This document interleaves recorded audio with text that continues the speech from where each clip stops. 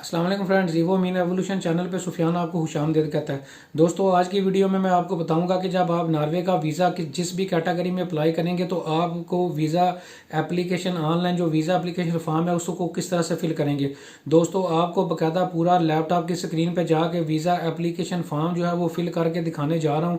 ए से लेके जेड तक पूरा वीज़ा एप्लीकेशन फॉर्म आपको फिल करके दिखाऊंगा और आपको बताऊंगा कि आपने कौन से क्वेश्चन पे जो है किस तरह से जो है उसको फिल करना है और पूरा वीज़ा एप्लीकेशन फॉर्म किस तरह से फिल करना है, उसको डाउनलोड किस तरह से करना है, वीज़ा एप्लीकेशन फॉर्म जो है वो किस तरह से ऑनलाइन पे करना है, पूरी डिटेल जो है इस वीडियो में जो है मैं आपको देने जा रहा हूँ। तो दोस्तों, आप अगर वीज़ा एप्लीकेशन फॉर्म फिल करने के तरीकाकार को अच्छे तरीके से समझेंगे, इसको अच्छे तरीके से फिल करेंगे, आपकी अंडरस्टैंडिंग अच्छे तरीके से होगी तो बहुत ज़्यादा चांसेस हैं कि इंशाल्लाह आपको नॉर्वे का वीज़ा जो है वो ज़रूर मिलेगा। तो दोस्तों, लैपटॉप की स्क्रीन पे जाने से पहले मेरे चैनल को सब्सक्राइब कर लें।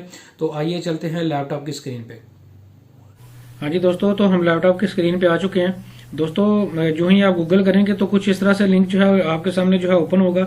यहाँ पे आपने ईमेल एड्रेस जो है अपना देना होगा। सेंड कोड वाली ऑप्शन जो है नीचे आपके पास आएगी। जो ही आप सेंड कोड पे आपके पास ऑप्शन आएगी तो इस तरह जो है ये देखें मुझे रिसीव हो चुकी है ईमेल। इस तरह से आपके पास भी जो है वो ईमेल एड्रेस जो है वो बाकायदा से रिसीव हुई होगी। तो ये देखें योर कोड, यहाँ पे जो है मेरा कोड भी लिखा आ रहा है। इसको मैं कॉपी करूंगा और कॉपी करने के बाद जो है इसको जहाँ पे जाके जो है वो पेस्ट कर दूंगा। आप भी इसी तरह जो है अपना ईमेल एड्रेस देंगे और नीचे वेरीफाई पे जाएंगे तो आपके पास भी कोड है आपके पास आएगा। तो आपसे वो कह रहा है कि यहाँ पे जो है बाकायदा ईमेल एड्रेस जो है आपका वेरीफाई हो चुका है, नो यू कंटिन्यू। यहाँ पे अब आपने जो है वो पासवर्ड जो है वो क्रिएट करने होंगे। तो पासवर्ड किस तरह से क्रिएट करने हैं ये नीचे बाकायदा इसकी डिटेल लिखी हुई है, प्रोटोकॉल लिखा हुआ है। तो मैं यहाँ पे जो है अपने पासवर्ड भी जो है वो क्रिएट करता हूँ। इस तरह दोस्तों, पासवर्ड क्रिएट करने के बाद ये देखिए टिक टिक कर रहा है कि गुड सारे लग गए हैं। इसका मतलब ये है कि मेरा पासवर्ड बिल्कुल सही क्रिएट हो चुके हैं। अब आपसे जो है वो फर्स्ट नाम पूछ रहा है, फर्स्ट नेम पूछ रहा है। तो यहाँ पे जो है मैं फर्स्ट नेम जो है वो दे दूंगा। यहाँ पे आपसे सर नेम पूछ रहा है, जो कि आपका लास्ट नेम होता है वही आपका जो है वो सर नेम होता है। तो यहाँ पे जो है मैं सर नेम दे दूंगा और क्रिएट अकाउंट पे जो है यूजर अकाउंट पे जो है वो क्लिक करूंगा। दोस्तों, कुछ इस तरह से इंटरफेस जो है आपके सामने जो है ओपन होगा। यहाँ पे आपने जो है वो न्यू एप्लीकेशन वाली ऑप्शन पे जो है वो बाकायदा जो है वो जाके यहाँ पे लिखना जो है क्लिक करना होगा।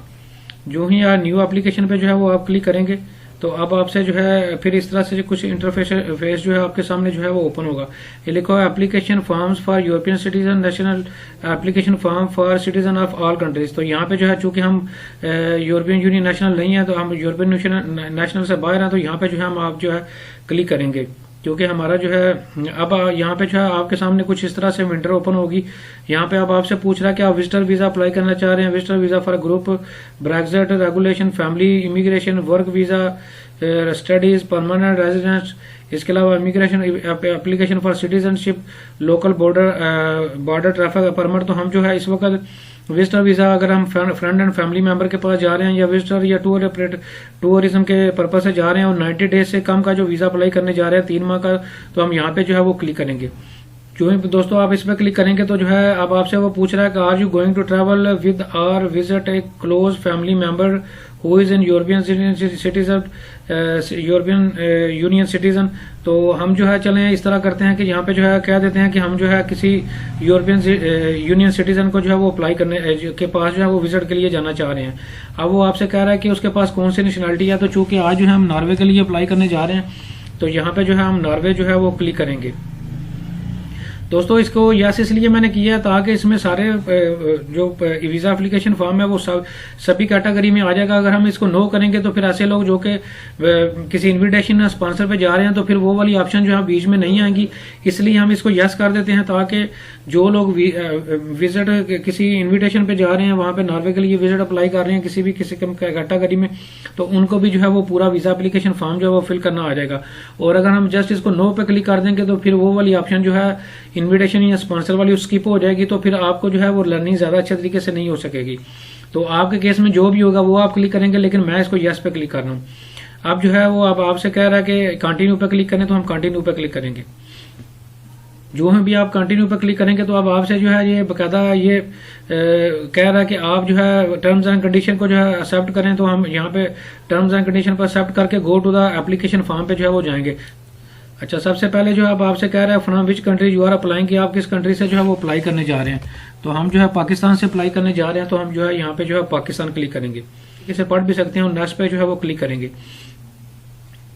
अच्छा, अब आपसे वो सर नेम पूछ रहा है। दोस्तों, सर नेम से मुराद ये है कि आपका जो नाम के जो आखिरी हिस्सा होता है वो आपका सर नेम होता है। तो मैं यहाँ पे सर नेम दे देता हूँ और फर्स्ट नेम जो आपके नाम का पहला हिस्सा होता है वो यहाँ पे आपने देना होता है। तो यहाँ पे जो मैं पहला हिस्सा अपने नाम का दे देता हूँ। अब आपसे कह रहा है कि जब आप पैदा हुए थे उस वक्त आपका सर नेम क्या था, तो उस वक्त भी मेरा सर नेम जो है वो भट्ट ही था। तो मैं जो है यहाँ पे भट्ट दे देता हूँ। अब आपसे पूछ रहा है कि आप मेल हैं या फीमेल हैं, तो मैं मेल पे क्लिक कर देता हूँ। डेट ऑफ बर्थ आपसे पूछ रहा है, तो आपने जो है ये डेट ऑफ बर्थ में सबसे पहले डे लिखना होगा, फिर मंथ, फिर ये बकायदा लिखा आ रहा है। तो मैं जो है यहाँ पे दे देता हूँ अपनी डेट ऑफ बर्थ जो है दे देता हूँ। अब आपसे कह रहा है कि आप जो है पैदा किस सिटी में हुए थे, तो मैं यहाँ पे जो है गुजरात लिख देता हूँ। आप जिस भी कंट्री में जो आपका सिटी होगा वो आपने यहाँ पे सिटी का नाम देना होगा। अब आपने जो है वो कंट्री सिलेक्ट करना है कि आप किस मुल्क में पैदा हुए थे। अब मैं मुल्क जो है वो पाकिस्तान यहाँ पे दे देता हूँ। अच्छा, अब आप इसको जो है वो नेक्स्ट पे करेंगे।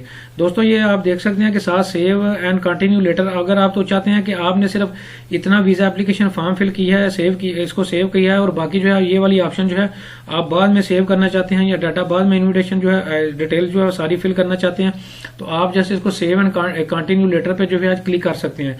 और अगर आपने एक ही वक्त में सारी वीजा एप्लीकेशन जो है वो फॉर्म फिल करना है, तो फिर जो है आप यहाँ से नेक्स्ट पे जाएंगे। जो सेक्शन है यहाँ से फिल होता जाएगा, वो टिक होता जाएगा जैसे आपको नजर आ रहा है। अच्छा, अब आपसे पूछ रहा है कि आपके पास नेशनैलिटी कौन सी है, तो मेरे पास जो है वो पाकिस्तान की नेशनैलिटी है, तो मैं यहाँ पाकिस्तान पे जो है वो क्लिक करूंगा। सॉरी, पाकिस्तान पे जो है वो मैं क्लिक करूंगा।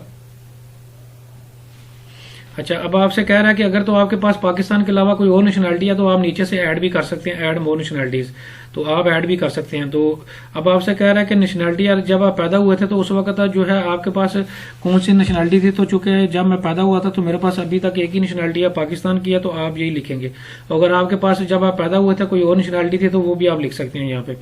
अब आपसे यहाँ पे जो है नेशनल आइडेंटिटी कार्ड नंबर यानी कि आपका कौमी शनाख्ती कार्ड नंबर पूछ रहा है और ये कह रहा है कि ये ऑप्शनल है, अगर आप देना चाहें तो दे सकते हैं, अगर ना भी देना चाहें तो छोड़ भी सकते हैं इसको। अच्छा, अब आपसे DUF नंबर जो है वो मांग रहा है 12 डिजिट पे जो मुश्तमिल होता है। दोस्तों, DUF से मुराद ये है कि अगर तो आपने प्रीवियसली, ये देखें बकायदा मैं इस पर क्लिक करता हूँ, अगर तो आपने प्रीवियसली जो है वो इमिग्रेशन अथॉरिटीज को, नॉर्वे की इमिग्रेशन अथॉरिटीज को एप्लीकेशन पहले जो है सबमिट करवाई हुई है, तो फिर आपको जो है 12 डिजिट का एक जो है वो नंबर मिलता है जिसको DUF नंबर बोलते हैं। तो अगर आपने प्रीवियसली ये अप्लाई किया हुआ तो फिर आपने यहाँ पे नंबर देना होगा, अगर नहीं किया हुआ तो आप इसको छोड़ सकते हैं। और वैसे भी ये ऑप्शनल है, अगर आप देंगे तो ठीक है, अगर नहीं भी देंगे तो कोई इशू नहीं है। अच्छा, अब आपसे कह रहा है कि do you have resident in the country other than the country of your current nationality, यानी कि जो अभी आपके पास नेशनैलिटी मौजूद है आपके पास उसके अलावा कोई और भी जो है वो नेशनैलिटी जो है मौजूद है। पाकिस्तान में अगर मैं रह रहा हूँ जहाँ पे मेरी रिहाइश है, तो इसके अलावा आपकी जो है कोई और भी, इसके अलावा भी कोई नेशनैलिटी जो है मौजूद है। तो मेरे पास चूंकि पाकिस्तान की नेशनैलिटी है और मैं यहीं पे रह रहा हूँ, तो मैं जो है नो पे जो है इसको क्लिक करूंगा और नो पे क्लिक करने के बाद नेक्स्ट पे जो है वो क्लिक करूंगा। अच्छा, अब आपसे जो है वो एड्रेस पूछ रहा है कि आप जिस जगह पे जो है पाकिस्तान में रहते हैं या जो भी आपका होम एड्रेस है वो आपने जो है यहाँ पे जो है वो देना होगा, तो मैं यहाँ पे जो है ये दे देता हूँ। अच्छा, अब आपसे पोस्टल कोड पूछ रहा है आपके शहर का, वो आपने यहाँ पे देना होगा। ये ऑप्शनल है, अगर देना चाहें तो दे सकते हैं, नहीं भी देंगे तो कोई इशू नहीं है। ये आप गूगल से भी देख सकते हैं। अगर आपको अपनी सिटी का जो है वो पोस्टल कोड नहीं पता तो आप अपनी सिटी का नाम लेके और आगे गूगल करेंगे तो आपको पता चल जाएगा। अब आपसे सिटी का नाम पूछ रहा है तो सिटी मैंने यहाँ पे दे दिया। अब आपसे कंट्री पूछ रहा है कि किस कंट्री से बिलोंग करते हैं, वो भी दे दिया। अब आपसे वो ईमेल एड्रेस पूछ रहा है, तो मैंने जो है यहाँ पे जो है वो ईमेल एड्रेस भी जो है वो दे दिया। अब आपसे मोबाइल नंबर आपका पूछ रहा है, तो आपने जो है मोबाइल नंबर भी जो है यहाँ पे जो है वो देना होगा। फिर जो है दोस्तों आप जो है वो नेक्स्ट पे जो है वो टिक करेंगे। अच्छा, अब आपसे ऑक्यूपेशन आपके बारे में पूछ रहा है, do you work, yes definitely मैं जो है वो काम करता हूँ। अब आपसे कह रहा है कि what is your current occupation. दोस्तों, यहाँ पे फिर आपने जो भी आपका ऑक्यूपेशन है, अगर आप जॉब करते हैं उसके रेलिवेंट है, अगर आप बिजनेस करते हैं तो उसके रेलिवेंट है। जो भी आपका जो है वो ऑक्यूपेशन होगा तो वो उसकी सारी डिटेल जो है यहाँ पे जो है वो आपने देनी होगी। यहाँ पे सभी ऑप्शन जो है वो मौजूद हैं। तो मैं चलें यहाँ पे जो है वो कर देता हूँ, बैंकर कर देता हूँ। अब आपसे पूछ रहा है name of company and organisation, तो मैं जो है यहाँ पे HBL कर देता हूँ, PVT LTD। अच्छा दोस्तों, अगर तो आप बिजनेस करते हैं तो बिजनेस का यहाँ पे जो है बारे में यहाँ पे डिटेल देंगे। फिर आपने यहाँ पे अपनी कंपनी या ऑर्गेनाइजेशन या जो भी आपका बिजनेस होगा उसके रेलिवेंट यहाँ पे जो है उसका नाम देना होगा। और अगर आप मिसाल के तौर पर जैसे मैंने यहाँ पे बैंकर लिखा, तो फिर यहाँ पे जो है आपने अपने बैंक की डिटेल देनी होगी। अगर आप किसी कंपनी, ऑर्गेनाइजेशन या फैक्ट्री में काम करते हैं तो आपने उसका नाम जो है यहाँ पे उस जिस भी रेलिवेंट ऑप्शन में जो है आप क्लिक करेंगे नीचे, फिर उसने आपने उस कंपनी, फैक्ट्री या ऑर्गेनाइजेशन का जो है वो नाम जो है वो देना होगा। अब यहाँ पे जो है आपने जो है वो एड्रेस देना होगा। तो मैं जो है यहाँ पे कराची लिख देता हूँ। अच्छा, नीचे जो है पोस्टल कोड आपसे मांग रहा है कि जिस सिटी में आपकी फैक्ट्री, कंपनी या ऑर्गेनाइजेशन मौजूद है उसका पोस्टल कोड। और अगर जहाँ पे आप जिस भी सिटी में आपका अगर बिजनेस है तो बिजनेस का जो है यहाँ पे आपने एड्रेस और यहाँ पे जो है उसका पोस्टल कोड एड्रेस देना होगा। अब यहाँ पे जो है अब आपने उसी तरह जो है कंट्री लिखना होगा, टाउन और फोन। ये दोस्तों इन्फॉर्मेशन एम्प्लॉयर, ये आप देख सकते हैं कि ये जो इससे नीचे वाला जितनी भी डिटेल है ये आपने बकायदा जिस जगह पे, जिस भी कंपनी, ऑर्गेनाइजेशन, जिस भी फैक्ट्री में आप काम करते हैं या फिर आप किसी भी किस्म की जॉब करते हैं तो उसके रेलिवेंट जो है आपने सारी डिटेल जो है यहाँ पे जो है वो देनी होगी। तो डिटेल जो है वो देने के बाद जो है आप जो है सारी डिटेल देने के बाद जो है आप यहाँ पे नेक्स्ट करेंगे। अगर आप बिजनेस करते हैं तो फिर बिजनेस का जो आपका कंपनी, फैक्ट्री या ऑर्गेनाइजेशन का नंबर होगा वो यहाँ पे आपने देना होगा। दोस्तों एक चीज का ख्याल रखिएगा, अगर आप जॉब करते हैं तो आप यहाँ पे वो नंबर दीजिएगा जहां से आपकी बकायदा वेरिफिकेशन हो सके। अगर इस नंबर पे कॉल जाए कि ये बंदा जो है HBL बैंक में जो है आपका एम्प्लॉयर है या नहीं, तो आपका जो है बकायदा वो बंदा वेरीफाई करे, यहाँ पे वो वाला नंबर दीजिएगा। तो नेक्स्ट पे क्लिक करेंगे। बिजनेस वाले लोग जो हैं यहाँ पे बिजनेस की डिटेल देंगे। अब आपसे कह रहा है कि what is your marital status, तो मैं मैरिड हूं तो मैरिड पे क्लिक करूंगा। अगर आप सिंगल हैं, मैरिड नहीं है, तो उस पर डिवोर्स्ड, ये सारी ऑप्शंस हैं, तो मैं मैरिड पे जो है वो क्लिक करूंगा। मैरिड पे क्लिक करने के बाद नेक्स्ट पे जाऊंगा। ये देखें साथ साथ जो है ये आप देख रहे हैं कि सारा टिक होते जा रहे हैं, जो जो हाने जो है मैं फिल कर रहा हूँ। अब आपसे दोस्तों वो कह रहा है कि आपके पास पासपोर्ट कौन सा है, तो दोस्तों ज्यादातर जो लोग हैं उनके पास आम पासपोर्ट होता है, ऑर्डिनरी पासपोर्ट होता है। तो तकरीबन 95 लोगों के पास यही पासपोर्ट होता है। अगर आपके पास डिप्लोमेटिक है तो डिप्लोमेटिक लिखेंगे। अगर आप गवर्नमेंट जॉब करते हैं, ब्यूरोक्रेट हैं, तो अगर आपके पास सर्विस पासपोर्ट है या कोई स्पेशल पासपोर्ट है तो वो वाली ऑप्शन पर क्लिक करेंगे। तो मेरे पास आम पासपोर्ट है, तो ज्यादातर लोगों के पास यही होता है, तो मैं इस पे जो है वो क्लिक करूंगा। अब आपसे वो जो है वो पासपोर्ट का जो है वो नंबर पूछ रहा है, तो मैं यहाँ पे जो है वो पासपोर्ट का नंबर दे रहा हूँ। अब आपसे पूछ रहा है कि आपका जो पासपोर्ट है वो कौन से कंट्री से इशू हुआ था, तो मैं जो है यहाँ पे पाकिस्तान लिख देता हूँ। ये आपके पासपोर्ट पे भी लिखा होता है बकायदा। और दोस्तों मैं आपको यहाँ पे बताता चलूँ कि आपके पासपोर्ट पे जो भी आपके नाम की जो है वो डिटेल लिखी होगी, जो भी आपके नाम के स्पेलिंग लिखे होंगे उसके अकॉर्डिंगली ही आपने जो है वो सारा डाटा जो है वो फिल करना होगा। कोई भी स्पेलिंग की जो है वो कमी बेशी जो है आपने जो है वो नहीं करनी होगी। तो इसी तरह अब आपसे वो पासपोर्ट की एक्सपायरी पूछ रहा है कि इशू कब हुआ था, पहले आप डे लिखेंगे, फिर मंथ, फिर ईयर। तो मैं जो है यहाँ पे मैंने दे दिया आज कि मेरा पासपोर्ट जो है इस डेट को इशू हुआ था। ये भी आपके पासपोर्ट पे जो है वो बकायदा मेंशन होता है, तो इसी तरह जो है आप भी मेंशन करेंगे। और मैं यहाँ पे अब आप इसकी जो है वो एक्सपायरी दे देता हूँ। तो इस तरह जो है आप भी सारा डाटा जो है यहाँ से फिल करेंगे। अच्छा, ये सारी डिटेल पासपोर्ट की, देखिए पासपोर्ट की रेलिवेंट सारी जो है डिटेल आपने यहाँ पे जो है वो देनी होगी। अब नेक्स्ट पे क्लिक करूंगा मैं। अब दोस्तों जो है अब आपसे वो कह रहा है कि ट्रैवलिंग प्लान आप अपना दें कि travelling country you want to visit. दोस्तों ये देखें, ये 26 वो कंट्री हैं जो कि शेंगन कंट्रीज हैं, जो कि यूरोपियन यूनियन में आते हैं, उन सभी की जो है यहाँ पे डिटेल दी हुई है। तो आज चूंकि हमारा जो जहाँ नॉर्वे के लिए हम अप्लाई कर रहे हैं, तो नॉर्वे के विजिट के लिए जा रहे हैं या किसी और पर्पज के लिए जा रहे हैं, तो यहाँ पे जो है वो मैं नॉर्वे दूंगा। अगर आप नॉर्वे के अलावा कोई और भी शेंगन कंट्री जो है वो ट्रैवल करना चाहते हैं तो यहाँ से जो है वो आप ऐड भी कर सकते हैं। ये देखें, ये बकायदा आप ऐड भी कर सकते हैं। ये 26 कंट्री, अगर आप नॉर्वे के अलावा कहीं और जाने का इरादा रखते हैं तो आप ये भी ऐड कर सकते हैं। तो मैं चूंकि अभी सिर्फ नॉर्वे के लिए अप्लाई कर रहा हूँ, तो मैं आपको रिकमेंड भी यही करूंगा कि अगर आपने किसी और कंट्री में विजिट करना भी है तो आप कोशिश करें कि फिलहाल नॉर्वे की ही डिटेल दें, और अगर आप ज्यादा देना चाहते हैं तो ज्यादा भी दे सकते हैं। अब आपसे कह रहा है कि आपका वहां पे नॉर्वे में जाने का मेन पर्पस क्या है, तो मैं जो है इसमें विजिटिंग फ्रेंड एंड फैमिली वाली कैटेगरी में क्लिक करूंगा। आप बिजनेस, स्पोर्ट्स, कल्चर, ये सारी डिटेल दी हुई है। जो भी आप ऑप्शन क्लिक करेंगे तो जो भी आपके रेलिवेंट ऑप्शन होगी वो यहाँ पे आप क्लिक करेंगे।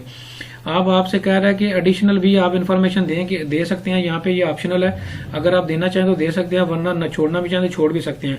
यहाँ पे जो है दोस्तों आप लिख सकते हैं कि मैं जो है टूरिज्म के लिए जो है ये अप्लाई कर रहा हूँ। इसके अलावा मेरा एक पर्पस तो ये है कि मैं फ्रेंड एंड फैमिली मेंबर को विजिट करूंगा, दूसरा मेरा ऑब्जेक्टिव टूरिज्म है।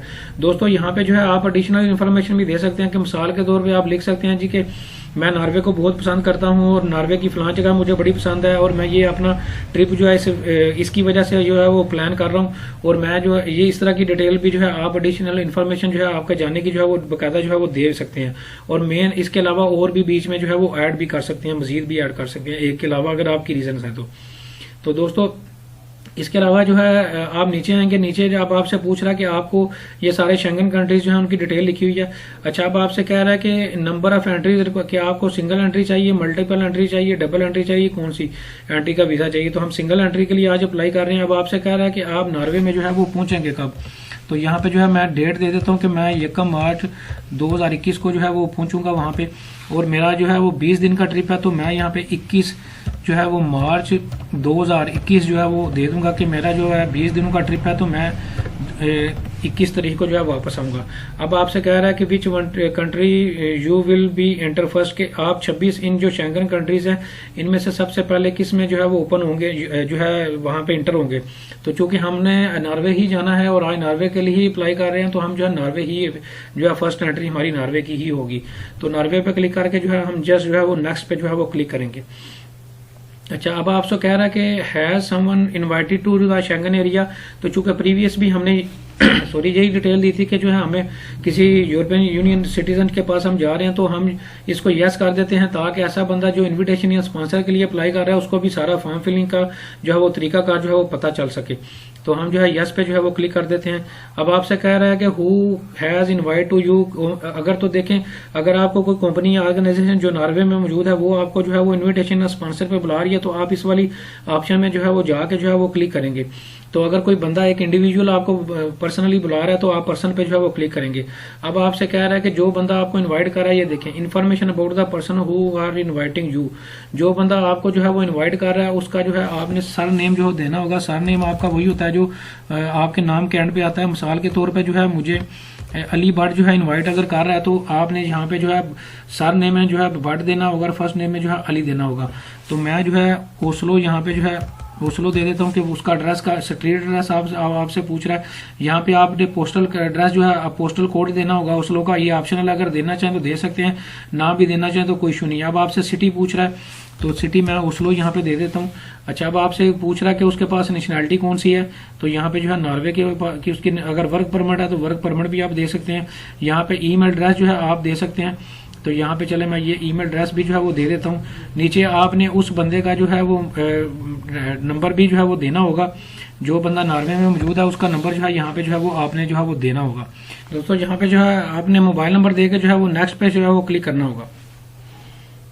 दोस्तों अब जो है अब आपसे वो पूछ रहा है कि आप जो वहाँ पे जो है वो ट्रैवल कर रहे हैं तो आपका जो है वो जो आप एक्सपेंस करेंगे वो कौन बंदा जो है जो आप ट्रैवल करेंगे आप खुद करेंगे या जो आपको स्पॉन्सर भेज रहा है वो करेंगे। तो यहाँ पे जो है चले मैं क्लिक कर देता हूँ कि मैं जो है वो खुद क्लिक जो है वो पे करूंगा। अब आपसे पूछ रहा है कि अगर आप खुद पे करेंगे तो चले मैं स्पॉन्सर वाली ऑप्शन पे भी क्लिक करता हूँ। तो आगे स्पॉन्सर वाले अगर कोई ऐसा बंदा जो बंदा स्पॉन्सर आपको भेज रहा है अगर वो आपका स्टे जो है वो करेगा सारा स्पॉन्सर करेगा तो वो कौन उसके पास कौन सी ऑप्शन आएगी। तो मैं यहाँ पे कर देता हूँ कि वो कैश के थ्रू जो है वो करेगा या all expenses covering during stay, ये भी इस पे जो है वो क्लिक कर देता हूँ। तो अगर मैं एप्लीकेंट वाले यानी कि मैं खुद करूंगा तो फिर मैं कह देता हूँ कि मैं कार्ड कैश पे करूंगा और क्रेडिट कार्ड से करूंगा और फिर जो है इस पे नेक्स्ट वाली ऑप्शन पे जो है वो मैं क्लिक करूंगा। पूरी आप जो अभी तक आपने जितनी भी डिटेल सबमिट करवाई है उसकी पूरी आपको जो है वो सारी समरी आपके सामने जो है ये दिखा रहा है। आपने सारी डिटेल जो आपने पहले प्रीवियस फॉर्म में दिया वो सारी अगर आपने जो है जो दिया उसको अच्छी तरह आपने एक दफा दोबारा रीचेक कर लेना है ताकि अगर आपकी कोई भी यहाँ पे कोई आपको गलती नजर आती है तो यहाँ पे जो है आप एडिट इन्फॉर्मेशन वाली ऑप्शन पे जो है वो टिक करके जो है इसको एडिट भी कर सकते हैं, चेंज भी कर सकते हैं।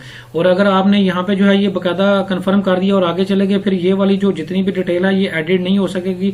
ये फिर जो है अगर कोई डाटा गलत फिल हो गया फिर ये एडिट नहीं हो सकेगी। तो आपने मैं रिकमेंड करूंगा यहाँ पे जो अच्छे तरीके से सारी डिटेल को एक दफा जो भी आपने पिछले फॉर्म में दी है सभी फॉर्म जितना भी फिल करते हुए डिटेल दिया सबको एक दफा रीचेक करना है।